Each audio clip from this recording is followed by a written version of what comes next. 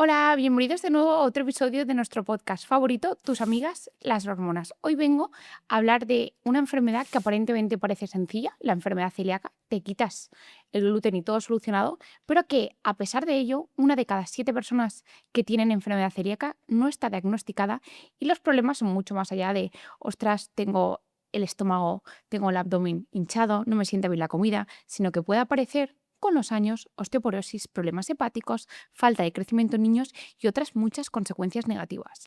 Para darnos cuenta de lo importante que es un buen diagnóstico, un buen manejo y sobre todo dar esperanza a todas aquellas personas que tenemos enfermedad celíaca y muchas veces nos sentimos incomprendidos, creo que no puedo traer a una mejor invitada que Laura Crespo, que es médico digestivo especialista en el estudio de la enfermedad celíaca y es médico con una consulta específica en el Hospital Ramón y Cajal de Madrid. Millones de gracias, Laura, por estar aquí y por compartir un trocito de tu ajetreado Ujú. día para compartir tu sabiduría, que es mucha. Y antes de nada, te quiero dar las gracias por todo lo que ayudas, tanto a nivel personal en la consulta como en los podcasts y otros medios de divulgación que sales, porque es maravilloso toda tu labor y creo que de bien nacidos es ser agradecidos. Así que mil gracias por estar aquí y por ayudar a todo lo que haces. Nada, gracias a ti por invitarme.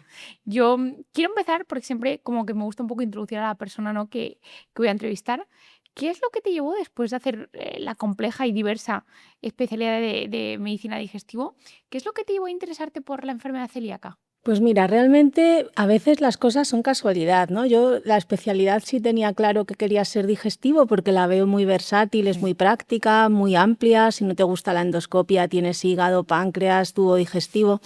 Y luego lo de la celíaca en realidad vino de casualidad. Yo estuve toda mi residencia en el Ramón y Cajal y allí empecé a rotar con una doctora que tiene todo el mérito del mundo porque empezó con una consulta monográfica de celíaca en los años 80, cuando nadie tenía este tipo de patología tan en mente. Y luego pues coincidió que empecé a rotar con ella de residente y la verdad es que ver la pasión que ella tenía, lo pionera que fueron en esa época, que muchas veces no pensamos en el pasado de nuestros compañeros, pero todo hay que agradecerlo porque realmente ahora el diagnóstico es mucho más fácil de lo que era antes. Entonces yo veía el interés y la ilusión que tenía y la verdad que a partir de ahí pues me fue gustando mucho. Qué curioso. Sí. Mil gracias. Y todo eso hasta ahora. Y ya entrando un poco en materia, me gustaría que nos explicaras a todo el mundo, eso, a todo el mundo que nos escucha de todas partes, qué es realmente la enfermedad celíaca, qué pasa si una persona que es celíaca toma gluten y qué pasa con toda esta moda de yo no soy celíaca, pero creo que me hincho y me dejo el gluten. Sí, pues realmente no es una intolerancia como tal, es algo más, es una enfermedad sistémica autoinmune con muchas manifestaciones intestinales y extraintestinales que se desencadena por tomar gluten en un individuo que tiene una predisposición genética. Entonces es una enfermedad realmente multisistémica, una enfermedad camaleónica con mucha gama de signos y de síntomas. Realmente son los pacientes celíacos los que se benefician de quitar el gluten, su esfuerzo les lleva, porque es una dieta estricta de por vida que hay que seguir correctamente, no es una moda como luego quizá comentemos, que ahora parece que se oye más lo del gluten desde esa perspectiva. Y sí que, bueno, lo tienen que hacer estrictamente porque tiene luego sus consecuencias si un paciente no hace una dieta con un seguimiento y una adherencia correcta. Me gusta mucho la pregunta, o sea, cómo lo has contestado, porque me da pie a hacerte otra pregunta. La enfermedad celíaca no es una intolerancia, sino que es una enfermedad autoinmune y como tal el sistema inmune circula por todo el cuerpo, con lo cual es una enfermedad sistémica. Entonces, ¿qué podrías decir a la gente que confunde o que se cree que es una intolerancia? No te sienta bien, no pasa nada porque tomes un poco.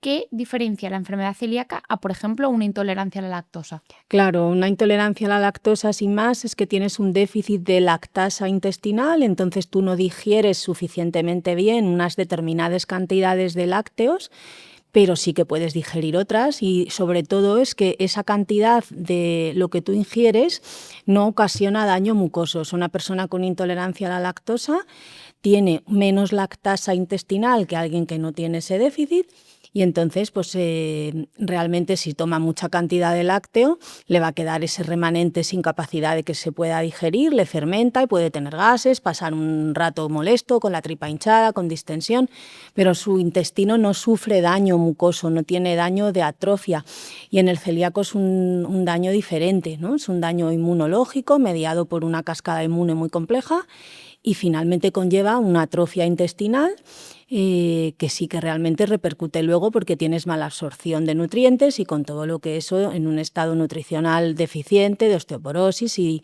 es totalmente distinto.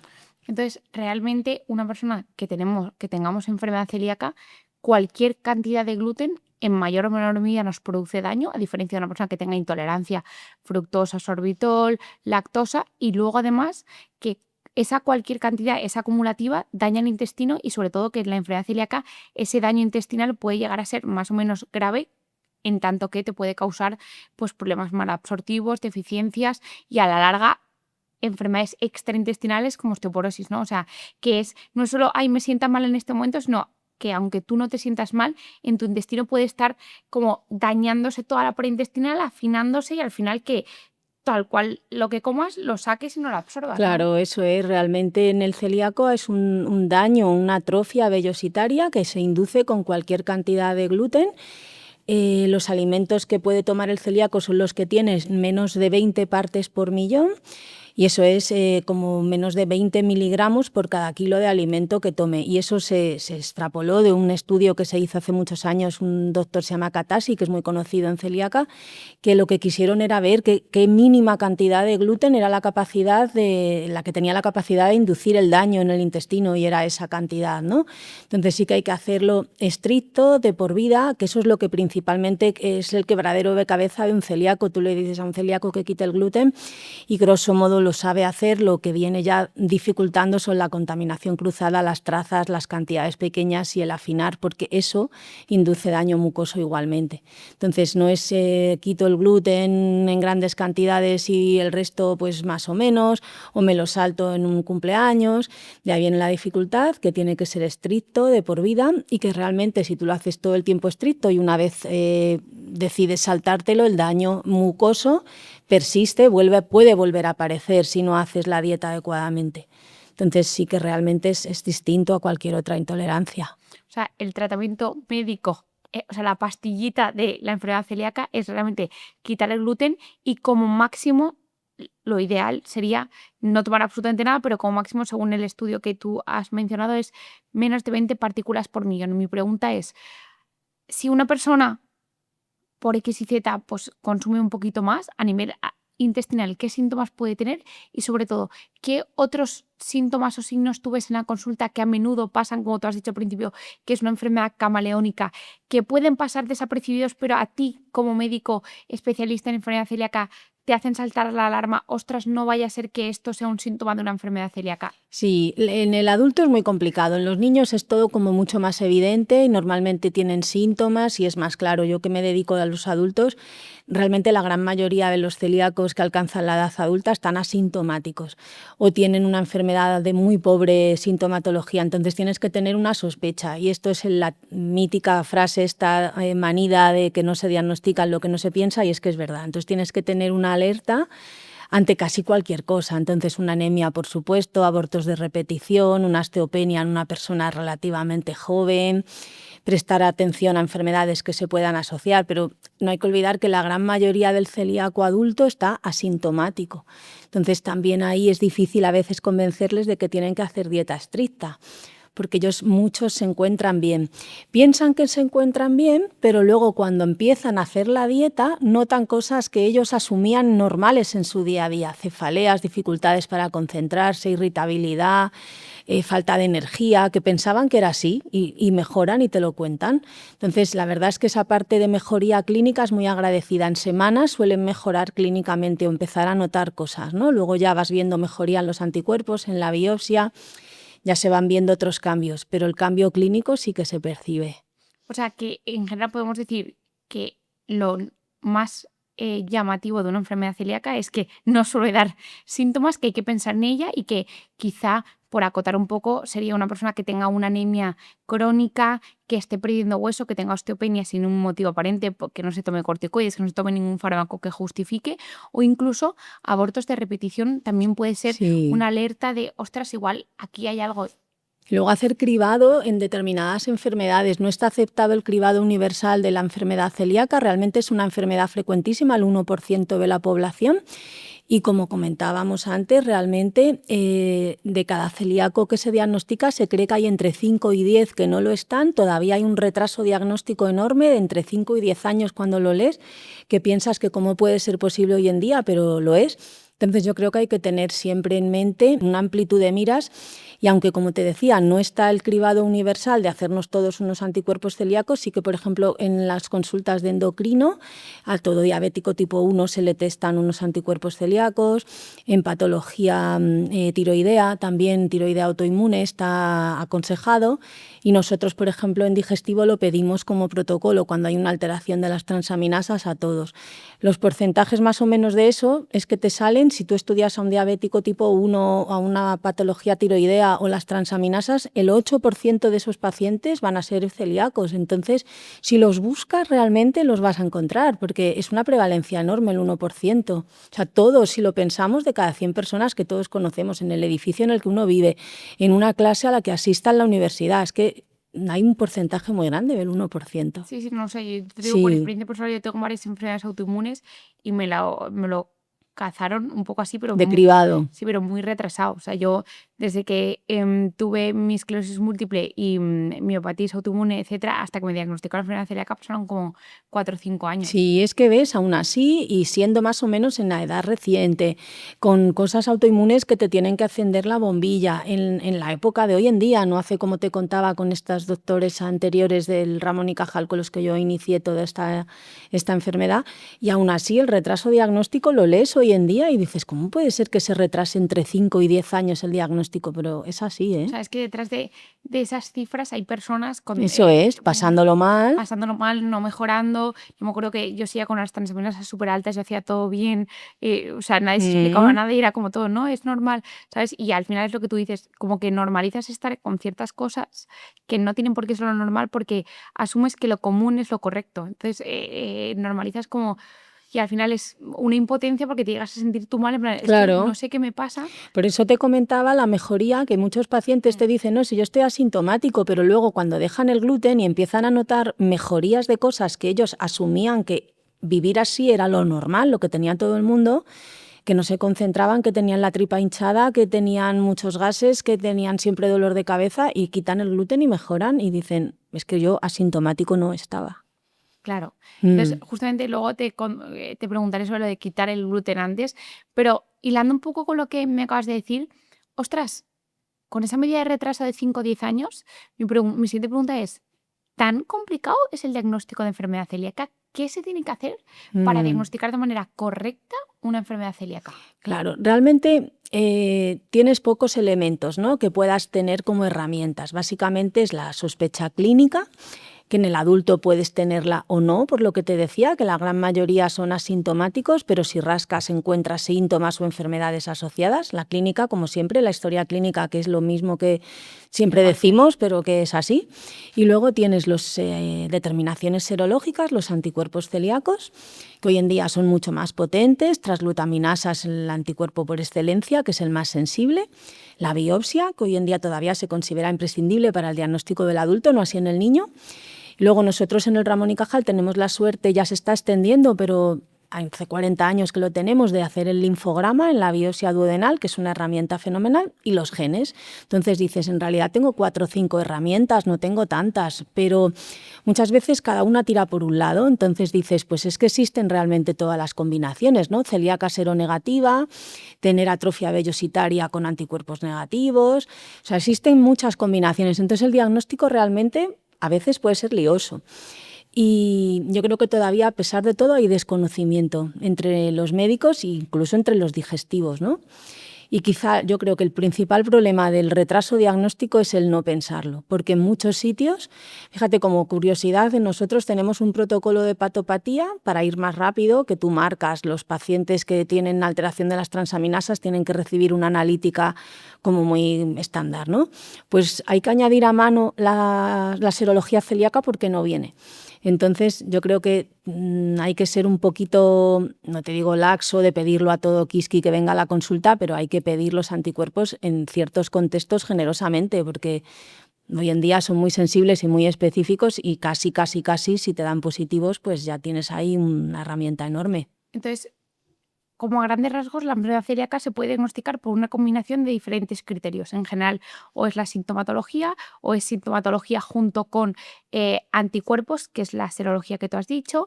Luego hay que hacer una biopsia, especialmente en adultos, para confirmarlo, pero luego a la misma vez puedes hacerte una prueba genética que junto con los anticuerpos, la sintomatología, y si dejas el gluten y mejoras, como que al final no es esta prueba positiva en sangre tienes enfermedad celíaca, sino que un poco la complejidad de la enfermedad celíaca es que no solo se puede diagnosticar con una cosa, sino que se Claro, requieren diferentes eso ítems.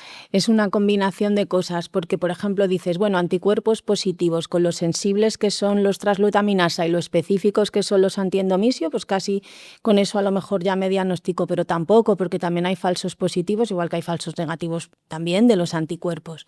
Entonces, realmente hoy por hoy en el adulto el gol estándar sigue siendo la biopsia. O sea, no se puede diagnosticar enfermedad celíaca. O sea, si yo, por ejemplo, tengo síntomas, tengo anticuerpos, tengo la genética positiva y me han quitado el gluten y mejora, realmente yo no podría estar diagnosticada si no tengo la En biopsia. el adulto se piensan en hacer protocolos, igual que en la población pediátrica ya no se requiere la biopsia, con tener 2 determinaciones serológicas positivas ya no se requiere ni que el niño tenga síntomas ni que el niño tenga genes, solo 2 anticuerpos en 2 situaciones separadas para evitar falsos positivos, ya vale en el niño. En el adulto se ha pensado en hacer esa situación que dices que fuera válida, pero todavía nadie se ha atrevido porque realmente hacer una biopsia hoy en día, sedas al paciente, no lo pasa mal, son 5 minutos y un cuadro de dispepsia, de no sé qué, sintomatología inespecífica en cierta edad, que también tienes que descartar malignidad, pues al final la endoscopia la puedes necesitar no solo por la biopsia intestinal, sino por otro motivo. Entonces, de ahí viene un poco a veces el jaleo diagnóstico, porque tienes que ir cuadrando el puzzle de todas las piezas que tienes y que muchas veces entre ellas no encajan, entonces sopesando, y ahí viene un poco quizá También los parte del cuadros retraso dudosos, diagnóstico, eso que es. es solo es una enfermedad camaleónica, pero es que además, si no fuera suficiente, también requiere como muchos pasitos para diagnosticarla Así es. definitivamente. Entonces, un poco para hilarte, y yo me pongo desde la parte del paciente y dices, ostras, mira, yo cada vez tengo la barriga más hinchada, me he hecho una prueba genética con sangre que me es muy cómoda y me da positivo, mis anticuerpos están tontorrones también positivos. Mira, Laura, yo no voy a hacer la biopsia, me he quitado el gluten mientras que tenía cita contigo, que tienes una lista de espera que te mueres. Yo me quito el gluten y yo me siento fenomenal. Lo siento, pero Esa situación se ve todos los días en la consulta, ¿sabes? Hay gente que o que vienen por segunda opinión o por distintas situaciones, no se hicieron biopsia, entonces viene la duda, ¿no? De, bueno, si lo quiere el paciente saber a ciencia cierta, estrictamente habría que hacer provocación con gluten, tomar una biopsia y poder ver mejor, tener una biopsia basal. Hay situaciones hoy en día en las que se pueden ver ciertos rasgos en el inmunofenotipo sin tener que hacer la reintroducción del gluten, pero yo creo que sí hay que tener en cuenta, en mi opinión, que es una etiqueta que te van a poner de por vida, que te va a llevar un esfuerzo luego comer fuera de casa, que marca tu vida cotidiana, tu calidad de vida. Yo creo que interesa hacer un diagnóstico certero y lo mejor que puedas. Entonces, esa situación que dices, yo la veo todos los días en la consulta y ahí les ofreces al paciente, pues lo ideal es que no hubieras quitado el gluten porque eso es algo que es frecuente, pues bueno, pues vete quitando el gluten y ya está. Yo es la única enfermedad en la que veo que primero se trata y luego se diagnostica, porque dices, si tienes un tumor, a nadie se le ocurre poner, es un ejemplo muy radical, ¿no? Pero a nadie se le ocurre poner una quimioterapia sin saber que tiene esa persona un tumor. Pues en la celíaca sí, vete quitando el gluten y ya está. Y dices, yo eso algunas veces he hecho alguna charla de que me preguntan de errores en la celíaca y siempre pongo ese como con una casa boca abajo, porque es que empezamos la casa por el tejado claramente y te retrasa el diagnóstico. Hay pacientes, lo que cuentas, que se encuentran tan bien, que asumen su diagnóstico, dicen que no quieren saber nada y que la biopsia pues no aceptan hacerla. No pasa nada, pero yo creo que tienen que estar informados. Y Laura, el linfograma epitelial, ¿cuánto tiempo puede dar positivo si yo ya me quita el gluten? Eso realmente te aporta. A pesar de haber quitado el gluten, se ven ciertos rasgos. Es verdad que tienen tendencia a ir normalizándose con los años, pero casi siempre se ven ciertos rasgos. Entonces te puede ayudar. Puedes ver un aumento, lo que se ve casi siempre, de un tipo de linfocitos, un descenso de otros, como más marcado al diagnóstico. pero que sí que tiene esa tendencia de tener lo que una persona sana lo tiene alto, en el celíaco está bajo, eso siempre se suele terminar por ver, ¿no? Los gamma delta elevados y los NK bajos en el celíaco, a pesar de la dieta, sobre todo los NK bajos, casi siempre persisten. O sea que Te incluso puede valer. podría decir que si yo tenía síntomas, me he hecho análisis de sangre y me daba la genética positiva, me daban los anticuerpos, he cometido el error porque me lo han recomendado, me quita el gluten y no me quiero hacer la biopsia y no quiero reintroducirme el gluten, ¿valdría el linfograma epitelial o no? Sí, lo que pasa que, claro, el linfograma lo haces de una muestra de duodeno, entonces la endoscopia te la vas a llevar igual. Igual. Lo único que te ahorra, eso sí tiene toda la lógica, es la reintroducción del gluten. Pero tampoco es una reintroducción muy larga, porque con que estés entre 4 y 8 semanas comiendo como entre 4 y 8 gramos de gluten, que es como una tostadita de pan, más o menos puedes ya obtener información histológica. Yo suelo recomendar que la gente se haga la biopsia en la población adulta, ¿sabes? En general, si el paciente consigo convencerle, yo es lo que prefiero y por él, ¿no? Porque yo creo que es mejor. Sí, pero si no, sí que se puede intentar lo del linfograma. Pero bueno, también depende de cuánto tiempo lleven con dieta sin gluten. Y luego la pena es que el linfograma no está disponible en casi todo. Vamos, te diría que en Madrid hay 3, 4 hospitales públicos que lo tienen, privados van a empezar 2. Y fuera de Madrid es muy complicado obtenerlo, hay en algunos sitios y cada vez se va extendiendo más, eso es verdad, y ya sale en el protocolo del diagnóstico de celíaca, pero no es tan accesible. Entonces... Vale, pues entonces el resumen es, que me ha gustado mucho, es no empecemos la casa por el tejado, como cualquier enfermedad, primero pongámosle un nombre, diagnostiquémosla y luego la tratemos porque al final es una decisión de por vida. Y luego la siguiente pregunta que te quiero hacer es, vale, Laura, yo he hecho todo lo que tú me has dicho, me he hecho la biopsia, me ha dado positivo, todo lo que se supone que había que hacer lo he hecho bien. Me has quitado el gluten y yo sigo teniendo síntomas. ¿Por qué una persona con enfermedad celíaca que se quita el gluten puede seguir teniendo síntomas? Sí, eso es buena pregunta, ¿sabes? Realmente la causa fundamental es que la dieta no la haga bien. Eso es lo principal. Ten en cuenta que no tenemos un servicio de nutrición en la sanidad pública muy amplio, entonces tú al paciente le dices quite usted el gluten, le das unas pautas y ya, porque no tienes mucho tiempo y no hay un servicio de nutrición con una nutricionista que le vaya a ayudar. Entonces las asociaciones sí que ayudan, tienen ese servicio. Pero hacer una dieta sin gluten, así por casi autoprescripción, de que tú te la vayas en plan autodidacta, es difícil, ¿no? Entonces, la causa fundamental de que no mejoren clínicamente es que la dieta no la consigan hacer del todo y que todavía no haya mejoría porque sigan comiendo gluten. Luego lleva tiempo, ¿sabes? Los síntomas tardan semanas, los anticuerpos se dice que tardan meses y la recuperación histológica tarda años. Entonces, tampoco hay que ser como, bueno, ya he empezado la dieta sin gluten y me tengo que encontrar bien mañana. Normalmente eso no pasa. Y luego hay situaciones en las que tú puedes tener celíaca y una enfermedad asociada. El colon irritable es muy frecuente, como sabemos. Entonces, entre que la celíaca es el 1%, el colon irritable todavía más, pues puede que tengas eso, o una intolerancia a la lactosa, un sobrecrecimiento bacteriano, o que tengas una insuficiencia pancreática, o una colitis colágena, lo que sea, otra enfermedad asociada. Eso es otra situación frecuente. Y luego hay celíacos que les llamamos no respondedores, que realmente no sabemos por qué, ¿sabes? Tienen persistencia de sintomatología a pesar de que lo hacen todo bien. Y dices, ¿y estos? Pues ¿qué pasa con ellos? Ahora los ensayos clínicos que hacemos en el Ramón y Cajal son para esa población, que es celíaca no respondedora, que es diferente de celíaca refractaria, ¿sabes? Que es a la que todo el mundo tiene más miedo, que no se parecen en nada, ¿sabes? Realmente la no respondedora es eso solo, no respondedora, no tener mejoría sintomática y ya.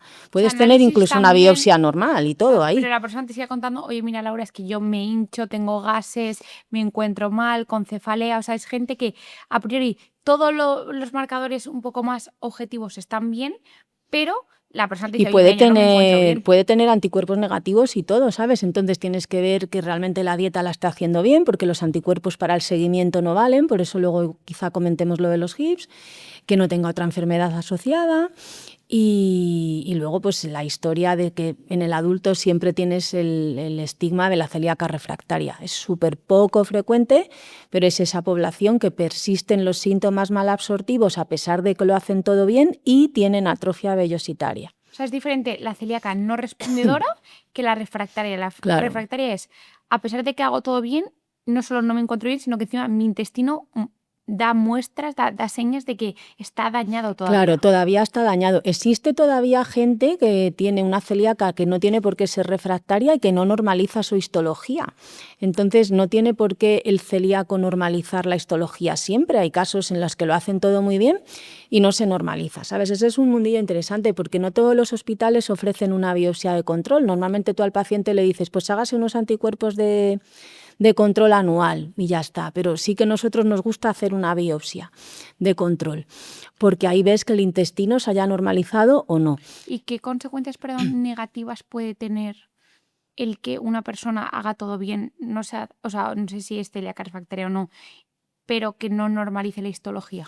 Realmente puede haber casos en las que ninguna, ¿sabes? Puede ser que haya sido un intestino atrófico toda la vida, que se diagnostique en una edad adulta tardía y que ya no recupere la histología. Entonces ahí tiene mucho papel, aparte del linfograma, el inmunofenotipo, porque te ve que no hay aberrancia, que no hay una mucosa prelinfomatosa, ¿no? Entonces si tú sin más tienes una atrofia vellositaria mantenida, pero con una población linfocitaria sana, normal, y tú estás bien, pues ya estás. Una persona que no ha normalizado la histología y se ven con frecuencia, un 10-20% de los celíacos se ve eso, es muy frecuente.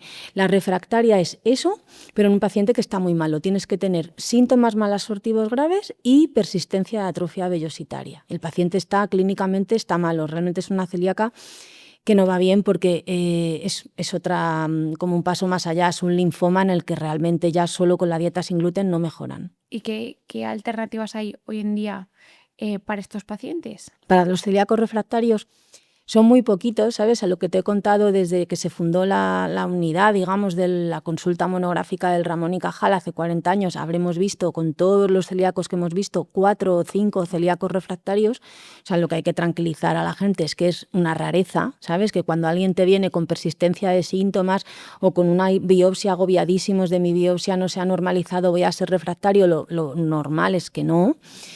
Y luego el problema es cómo tratarlo, realmente es complejo, ¿sabes? No hay unos tratamientos muy estándares, no son frecuentes, entonces ya entras dentro del concepto de una enfermedad poco común.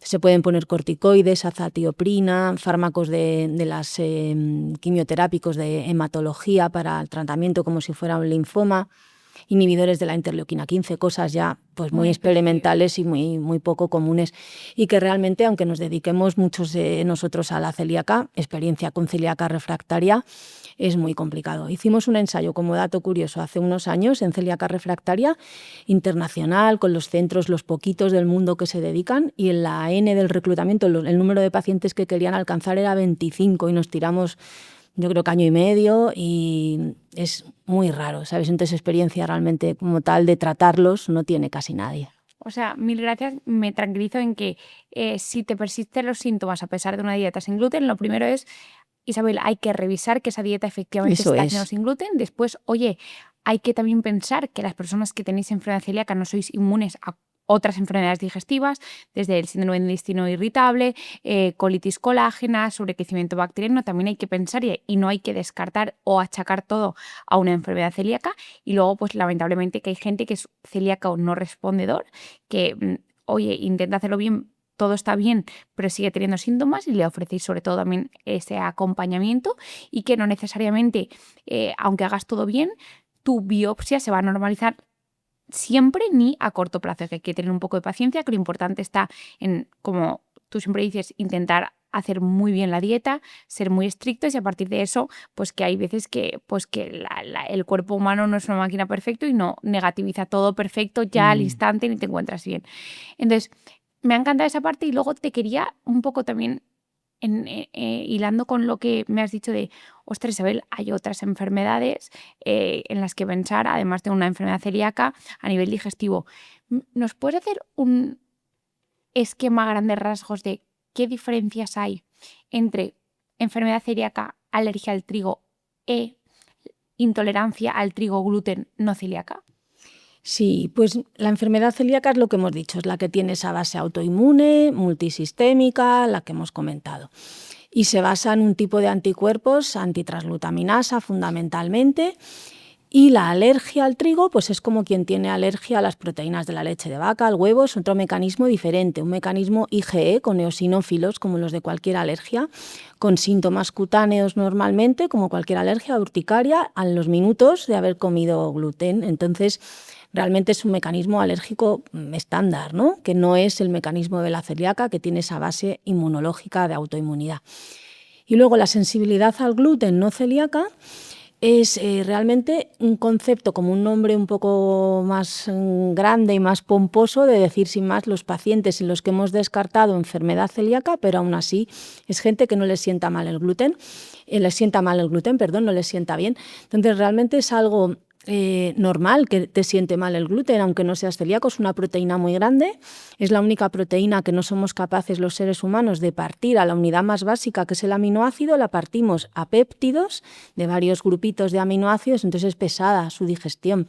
Y esos pacientes que lo viven muy, muy aparatosamente son sensibles al gluten no celíacos, si tienen esos síntomas, pero tú has hecho todo lo demás, tienen serología negativa y tienen una biopsia normal, realmente es un descarte. Has descartado enfermedad celíaca como tal, formalmente, con todas las herramientas que hemos comentado, pero les sienta mal el gluten. Y es curioso porque realmente un celíaco, como te contaba, casi siempre está sintomático o muy poquito. Y un sensible al gluten es en la consulta muy aparatoso, les sienta muy mal, lo viven muy, muy vívidamente de que lo pasan mal. Y una pregunta, en la sensibilidad al gluten no celíaca, estas personas sí que podrían tomar trazas de gluten sin Eso es. problema. Y la siguiente pregunta es, ¿puede ser que sean, porque yo lo he leído, pero corrígeme si me equivoco, que no sea tanto el gluten como también los fructooligosacáridos que suelen acompañar, que es un tipo de carbohidratos complejos que fermentan, que suelen acompañar al trigo? Claro, realmente en la composición del trigo lleva las dos cosas, ¿no? Lleva los FODMAP, los fructooligosacáridos fermentables, y lleva el gluten. Entonces es común normalmente, como van unidos, pues que realmente el paciente te pueda contar sintomatología y sea debida a los fructooligosacáridos y no realmente al gluten. Es realmente como un espectro de enfermedad. Y luego lo que comentabas, yo creo que la principal ventaja de hacer un diagnóstico de sensibilidad al gluten no celíaca bien hecho con tu biopsia y descartar que no seas celíaco como tal, es el riesgo que te quitas de enfermedades asociadas, esa carga autoinmune, y que no tienes que hacer la dieta de forma estricta, que ya sabemos que lo que preocupa y dificulta la calidad de vida del celíaco es las trazas, Sí, o la sea, contaminación cruzada. yo creo que yo como celíaca te digo que lo peor, o sea, Sí, no es el que no me pueda tomar un trozo de pan normal en un restaurante, realmente a mí lo que...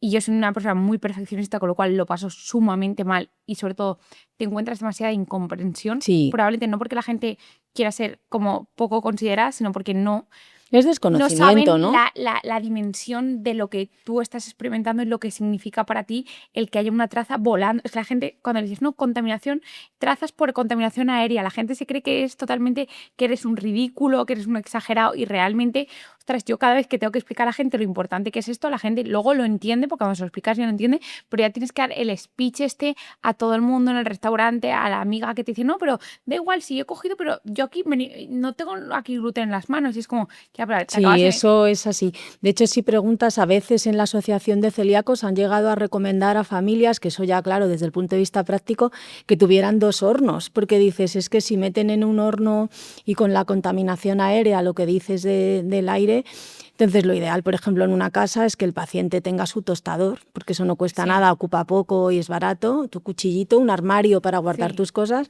y luego que en el horno Yo siempre se como meta vivo algo sin sola, gluten, yo como vivo sola, en mi casa es todo sin gluten y quien viene a mi casa tiene que asumir a esto. Bueno, asumir las yo normas. lo que le dije a unos amigos es, puedes tener vuestro horno, pero como es pequeñito, yo cojo un air fryer y ese es solo para mí, que es como una especie de horno que es más Claro. pequeñito y es más O cómodo. meter siempre cosas que sean sin gluten, ¿sabes? Sí. Si asas carne, pescado, lo que sea, y luego si vas a hacer cualquier cosa de bollería, lo que sea, pues eso con harina sin gluten. Sí, no, eso es súper complicado y por eso como que yo a todo el mundo que me dice, pues yo creo que también me voy a quitar el gluten porque igual soy celíaco, le digo, ostras, No diagnostícate porque saben, es que claro. realmente si lo tuyo es intolerancia, que es igual de válido porque es un diagnóstico igual de válido, te quitas toda la carga mental de que si la especia esta lleva gluten, no lleva gluten, porque también las especias, que si el té matcha es con gluten o es un genérico, no. Es que de verdad Claro. es que Y realmente hay una moda ahora de los productos sin gluten por actores, actrices, sí, deportistas dicen que rinden que más. rinden más. Realmente la dieta sin gluten, si tú haces una dieta sana basada en alimentos frescos, pues eso es sin gluten y eso es una dieta balanceada y sana. El problema viene de hacer dieta sin gluten cuando no eres celíaco abusando de los productos manufacturados sin gluten, que realmente pues les ponen aceite de palma, muchas grasas para que sean más palatables, para la parte esta del aglutinamiento, de ahí viene Azúcar, el todo. nombre, ¿no? De que no, la masa no une. Entonces ya esa dieta ya no es tan saludable como uno se cree pensando, ¿no? Que haces una dieta sin gluten y crees que estás haciéndolo muy bien y te estás cuidando, y realmente si no eres celíaco no aporta mucho. No, tienes toda razón. Y justamente hilando con esto, y más sobre todo porque yo sé que tú has participado en este documento, me llama la atención que casi el 77% de las personas que tenemos enfermedad celíaca, de manera inadvertida, consumimos gluten.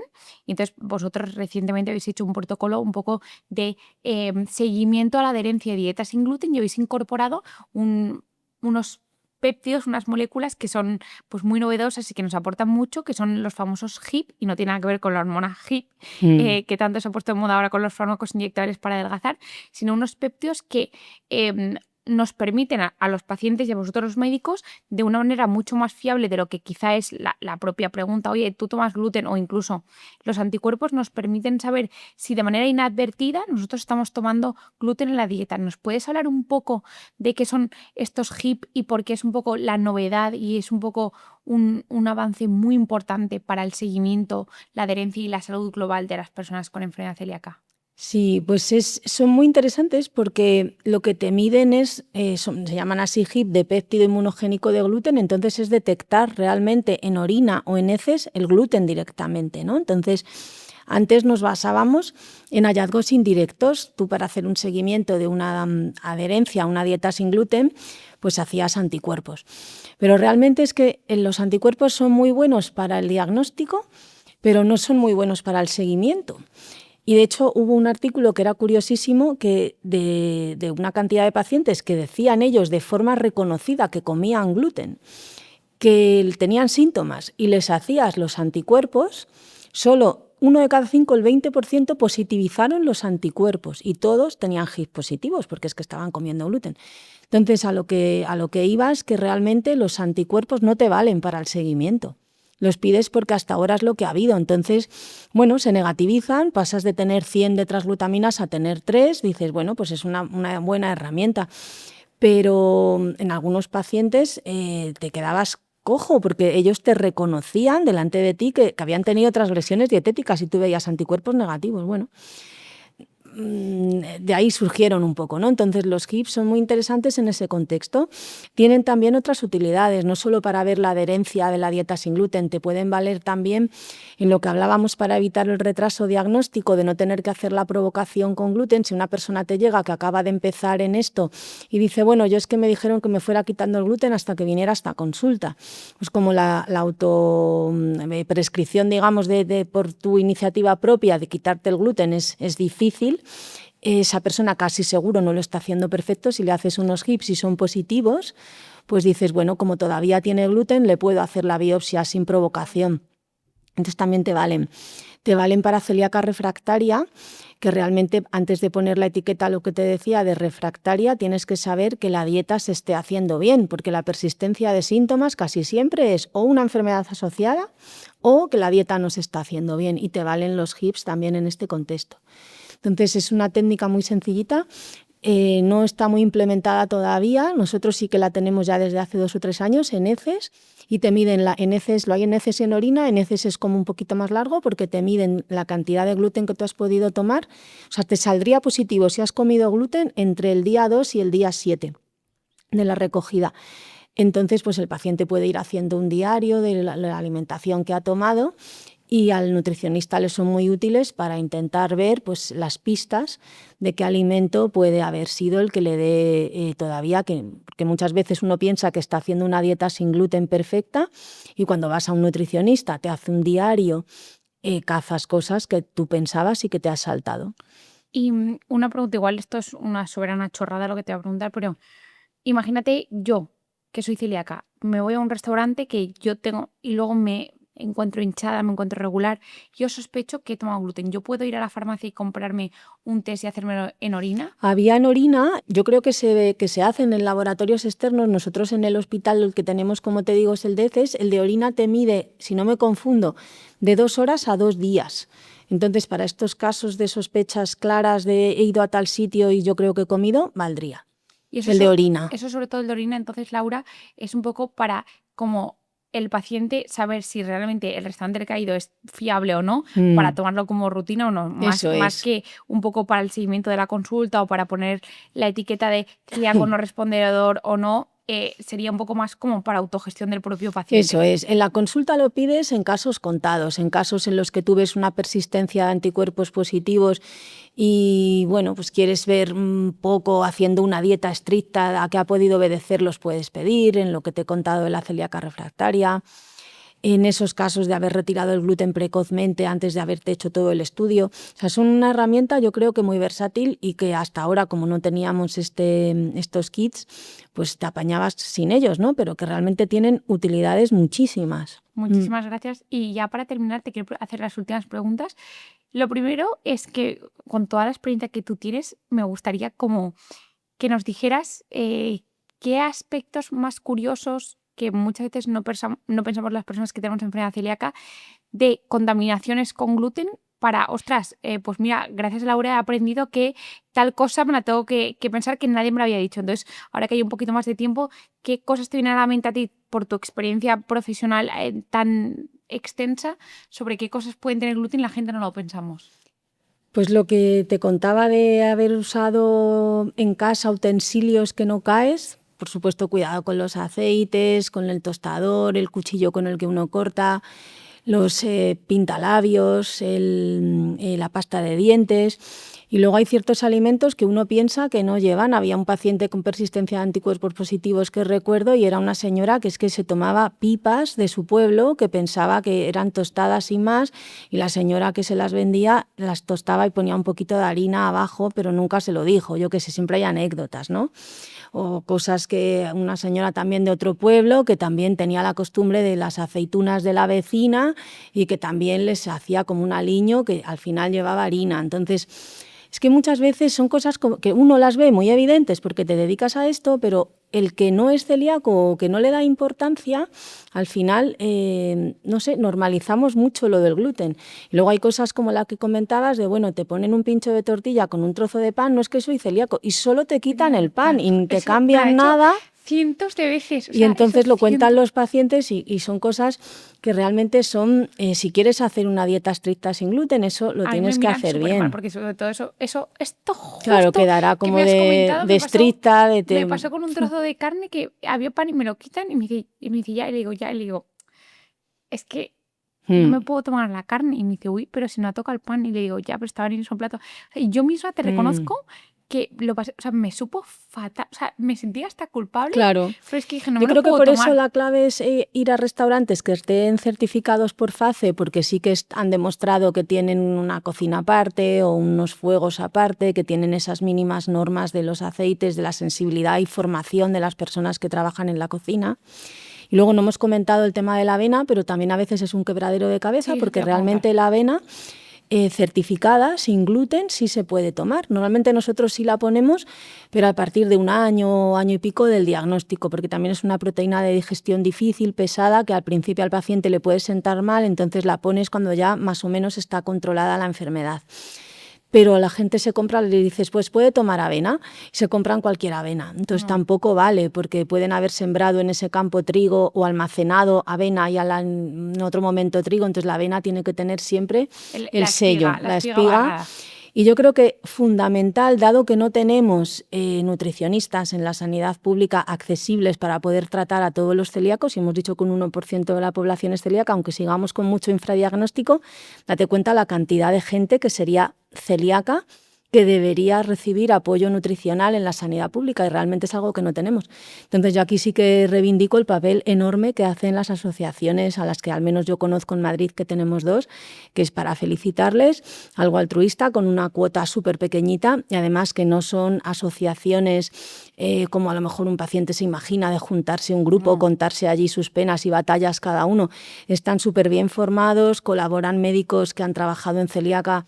Te pongo ejemplos reales, ya jubilados de pediatras del Niño Jesús, nutricionistas, genetistas, y que son gente con un conocimiento y una formación y luego con una sensibilidad con este tema que te ayudan mucho. Entonces, lo que decías de los alimentos, tienen una aplicación, antes era un libro, yo la tengo. Ahora está la aplicación, entonces ellos se han tomado la molestia de ver todas las marcas, testar todos los alimentos, ver cuáles tienen gluten, cuáles no, entonces dices tomate frito, voy al supermercado, no debería tener gluten ningún tomate frito, pero a lo mejor la marca tal sí le ponen harina. Entonces ellos te simplifican mucho la vida porque ya han hecho ese trabajo por ti con HIPs precisamente testados en los anticuerpos, en los HIPs, en los alimentos, y detectan el gluten en las marcas que te aconsejan.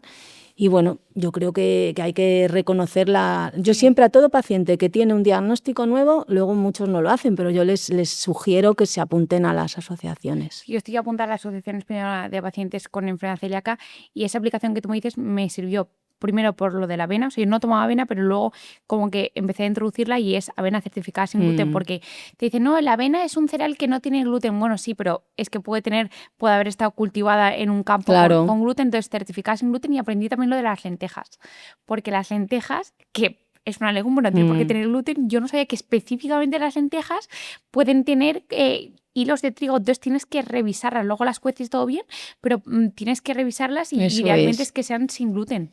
Son matices, pero que realmente, imagínate en una consulta en la que ya bastante tienes con explicar la sospecha diagnóstica, contar el diagnóstico, tú no tienes tiempo realmente para explicar.